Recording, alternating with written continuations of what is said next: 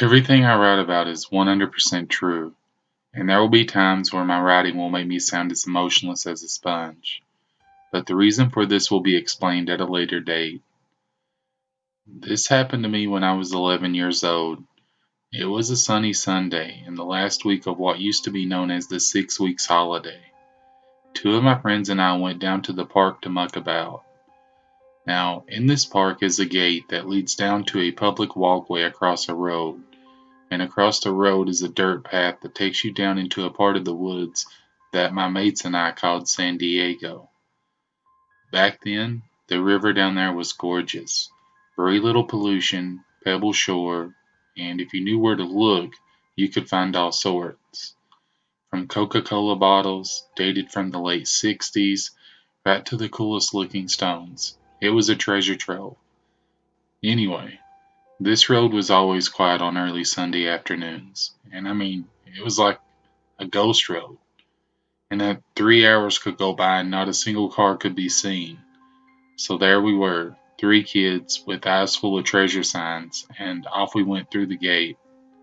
And shit happened. I got hit by a car, driven by a 17-year-old lad who had just passed his test 4 days prior, and so his father, a high-ranking cop, had brought him a juicy little runner as a gift. I survived what's known as a trauma-induced full right hind amputation. In other words, my pelvis was cleanly snapped in half on a 45-degree angle, and a quarter of my body was amputated on sight.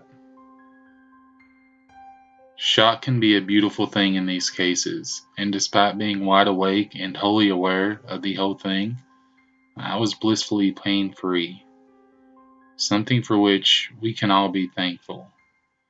I had no other injuries, not so much as a scratch, or even a broken nail. I needed a grand total of 11 liters of blood, a 2-day coma, several zillion surgeries, and a few other bits and bobs. How I survived this is unknown, but how little time it took me to recover is unreal. 5 months is all it took. 5 months and I was up and about on crutches. Only for an hour or two at max, but I was using them. 1 year later, and I was starting to train for the junior athletics for disabled people, while just 4 years after being ripped in two, I was climbing mountains with the British Army to promote equality and awareness for all. My accident isn't my story, but it was the beginning of 24 years of sheer oddness, and it had to be included. And those 24 years all began when I died. No heartbeat, no pulse, no breath, for 2 minutes and 38 seconds. That was an awfully long time for somebody in my situation to be without a sign of life. I can tell you who was in that operating room and exactly what they were doing. Yet, for all intents and purposes, I was clinically dead. I remember going around that room, looking at myself, being angry that they cut off my waist-length blonde hair, and at one point managed to knock a scalpel onto the floor. The main surgeon, Mr. Cook, literally stopped what he was doing, looked down at the scalpel, sighed, and said, "Get back here, madam." It was as though all his patients had out-of-body experiences. I've never been in an earthquake, but I imagine what happened following that is what a quake feels like, only without the sound.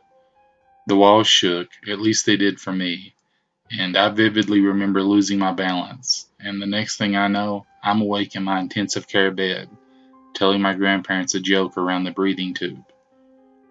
Not 30 hours after surviving being torn in two, and I was joking around.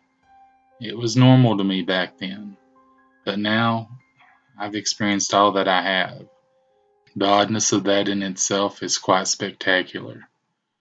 I couldn't tell you how much time has passed between the first oddity of mine and my waking up in my room, but I can tell you that Mr. Cook came by to dazzle me with his yo-yo skills.